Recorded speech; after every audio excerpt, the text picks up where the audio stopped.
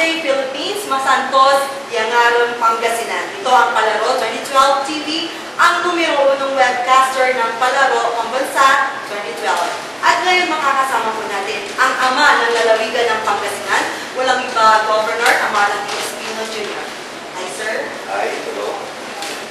So, sir, para hindi na po natin, start ko na po yung first question.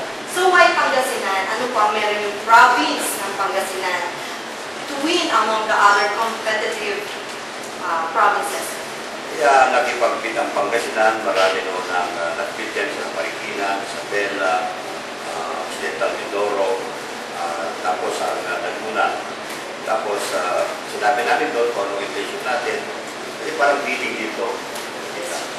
Yun pala yung sabi nila, kung cut story short, sabi ng Gadete, tignan nila kung sinong pinakahanda ng mga facilities. So, nagpilita yung mga teams nila at nakita nila kung isa ngayon napuntos yung Pangasinan, may mga facilities na nakahanda. So, yun ang isang number 1 na natin rason kung bakit nakuha ng Pangasinan. So, talagang ano pong Pangasinan. So, I believe na ang Pangasinan magiging number 1 po yan sa buong Pilipinas. And so, the next question, sir, ano po yung gusto nyo i-showcase para po dito sa ating Palaro Pambansa 2012? Mula nung naupo akong gobernador, dito naman ako si Congressman. At saka, by the way, ako noon yung namamahan ng Palaro nung una rito sa Pangasinan. At we'll discuss that later. Ang nakita ko, kailangan na ipakita natin sa ating mga kabayan, sa ating mga elementary high school, na siya ang hawak ng DepEd at pwede kaming makialam ng ang local government para magkaroon ng partnership, para magkaroon ng continuity. Kasi napansin ko, itong ating palaro, naalala lang pagka mga isang buwan bago palaro pagbansa ng konti. So dapat may continuity dito. So para mahasa, maalagaan natin ang ating mga atleta, kapag elementary at high school, dapat continuous yung kanilang training. So we find na itong lugar na to could be training ground for all of them kasi kulang na yung mga facilities natin sa kanilang eskwela, especially in public schools. So, yung support mo po, hindi lang sa mga turismo, kundi pati po sa sports? Ayan, ang purwan ng kuha natin dyan sa DIA. Actually, inunamulan muna natin mga facilities natin, natin yung kapag-isolation natin, pang-hospitals natin, healthcare, sure naman natin, although namili natin ng mga ibang sinimulan natin sa sports, like si Mr. Caribas Pasqua, talaga natin yun. Noong nag-champion siya kayo sa high school, noong 90. And we are doing already our chess celebration, yung archery, ginagawa natin. So gusto natin itong mangyari ito na kung tanong mo nga gusto natin patunayan na pwede yung pag-post, pwede yung sport na malagaan na pagtulong ng ambiente sa local government. Pwede yung maging successful yung ating mga athletes. So how about, sir, the preparations to deliver na maging benchmark na itong Palaro 2012 here in Pangasinan? Well, number 1, dapat let us take our athletes support. Pinili yung mga eskwelahan na pagtitira nila. Ginawa natin ang adequate na mga CR at saka mga bathrooms na ginamit nila, mga showers na ginamit nila. Tapos i-repair yung mga eskwelahan na pagtutulungan nila. At we made sure na lahat may mattress at tulugan ng ating mga athletes. And then the officials, nandito sila ngayon dito sa pinarugan natin, more than 900 of them. Nandito siya dito at saka sa katikit sa Pisan. At dito nga, malas ng mga ibang napunod sa school. Dahil yung mga nandito ng mga 600 sa dormitories dito sa Kisulamos, naka-aircon nga sila. For the first time daw, naka-aircon sila. And so, those are the things we did. We prepared all the facilities for them, mga playing venues, kagaya ng baseball natin, saka softball. One year, nandun sila sa tabing dagat. So, first time daw nila maglaro ng baseball sa tabing dagat. So, tinakpan natin yung buhangin, ginawa natin ng barang soil, tapos pumupo yung grass. Parang gano'n. So, we should, na dapat adequate yung kanilang mga tirahan, maganda kanilang mga playing venues, at saka binigyan din natin sila ng ibang sasakyan, lalo yung magaling ng Mindanao, yung Maropa, at saka sa Visayas, para may pag-service sila papalengke, at tapos kasi magpunta nila sa mga ibang live venue. So, sir, ano po yung mga challenges nyo na na-encounter naman po?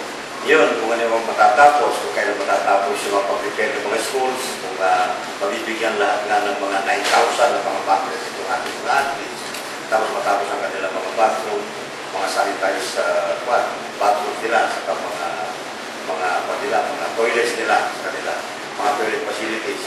At saka dito, kaya kita dito sa Garstan natin, hindi natapos. Pero at least yung nakatulagay natin ng 4 na feature, at saka yung doon sa tira at sa baba na nandito ito. But we will have to finish that already, at least nakain. So sir, we hosted way back noong mga 1995 yung palaro ng pambansa. So you think sir, may difference po ba? Malaki po bang magiging difference na? Malaki kasi yung una, yung naitanong, noong 1995 ako tapos ko ba gano'n. Ako ang pinapulis dito sa Pangasinan. Ako ang natasa ng mahalal ng palaro. Eh siyempre, mahirap nun dahil hindi ako may hawak ng puno ng probinsya. Umaasa kami ngayon sa pakiusap.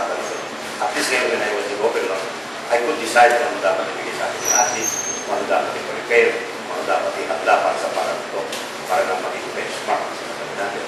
Kaya benchmark ito, isa pa yun, pamit ko pala, dahil itong palaro ngayon, real time ang mga report hindi nyo, diba? Mga gadgets na kayo. 70 years ago, wala yan eh. Wala pang laptop mo. So yung advanced na yun. Advanced na technology ngayon. So hanggang ngayon, nakapag nila sa Amerika, parang mga laro dito. Thanks to our social media, so anyway, there are a lot of things na pagkakaiba. Saka noon, nung 1995, kulang-kulang pa yung mga facilities na hindi natapos. Kasi hindi kagaya nito, itong building na ito, wala ito. Dito, ginagalan yung artist ngayon, nandiyan yung ating social media, nandiyan natin yung PIO. So, maraming pagbabago na nagalapin ko yung mga tuloy-tuloy natin na kaya condition na lang ngayon. So, those are the things na pagkakaiba. So kanina sir, na pinaunlakan mo tayo ni President Noynoy. So ano pong feedback sa ating province? We were very proud kasi nga tinawag niya kung saan gusto niya bumalik, pero natuwa daw siya sa mga kasama niya. Ang unang-unang tanong niya sa akin, sinabi ng mga kasama niya, ang ganda naman ito siya. Sabi niya, natin mga kasama niyang mga congressmen, mga cabinet secretaries, also DepEd, siya ito si Brother Armin, sabi niya, at saka yung mga mahal sa DepEd, this is the best palaro daw na nakita nila.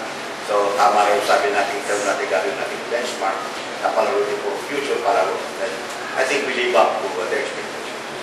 So sir, any message po sa ating mga fellow Pangasinense, visitors sa buong nation po ng sa Radyang Kabuluyan tayo, dyan Pangasinan, na Rosario Bugaw, Secondary Yutan, Elementary and High School.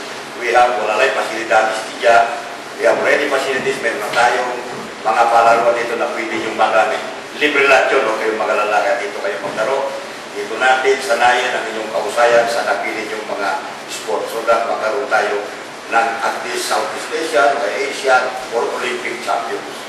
At saka sa ating mga panauhin, mga iba't ibang probinsya, sana po na gusto ninyo ang aming lugar, sana may mga alaala, mga may iwan sa inyo, naladalhin nyo sa inyong kayong mga probinsya, sa inyong mga paaralan, at sana po nakapagbigay kami sa inyo ng kunting kaligayahan dito sa pamamalaki nyo dito na may isipan.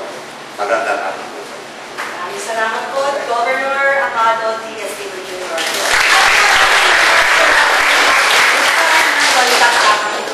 See you again tomorrow for more updates in Palarong Pambansa 2012. I'm Janice Doria and this is Palaro 2012 TV.